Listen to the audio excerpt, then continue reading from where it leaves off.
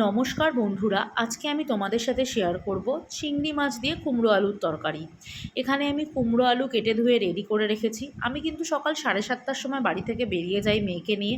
ফিরতে ফিরতে আমাদের স্কুল থেকে অলমোস্ট 11:15 হয়ে যায়। তারপরে আমার তাড়া থাকে, কারণ ও ছোটো মানুষ, ওকে টাইমলি খাওয়ানোরও একটা ব্যাপার থাকে।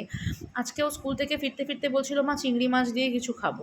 চিংড়ি মাছ রাখা ছিল, ভাবলাম কুমড়ো আলুর তরকারিই বানাই। চিংড়ি মাছ আমি এখানে বেছে ধুয়ে রেডি করে রেখেছি। আমরা যেহেতু সাদা তেল খাই, আমি সাদা তেল ইউজ করব, তোমরা সর্ষের তেলও চাইলে ইউজ করতে পারো। এখানে সাদা তেল গরম হয়ে গেলে আমি কিন্তু কোনো ফোড়ন দেবো না, যেহেতু আমার মেয়ে ফোড়ন পছন্দ করে না। আমি কুমড়ো আলুগুলোকে ছেড়ে নুন হলুদ দিয়ে হালকা ভাজা ভাজা করে নেব। তারপরে কুমড়ো আলু একটু ভাজা হয়ে গেলে কিন্তু আমি এখানে চিংড়ি মাছ দেবো। চিংড়ি মাছ দিয়ে কিন্তু আমি নাড়বো, তিনটেকে একসাথে ভাজবো। আমি কিন্তু এখানে আলাদা আলাদা করে কোনো কিছু তুলে রাখবো না। তোমরা অনেকেই যারা বলে থাকো যে চিংড়ি মাছের গন্ধ বেরোয় না, তারা একবার চিংড়ি মাছ এইভাবে তরকারিতে দিয়ে ভেজে রান্না করে দেখো, তোমাদের চিংড়ি মাছের গন্ধ কিন্তু তরকারিতে থাকবে। আমি যে মশলা রেডি করে রেখেছিলাম, জিরে বাটা, আদা বাটা, ধনে গুঁড়ো, সামান্য লঙ্কার গুঁড়ো, নুন হলুদ মিষ্টি, আমার মেয়ে ঝাল খায় না দেখে অল্প এখানে ঝাল দিয়েছি।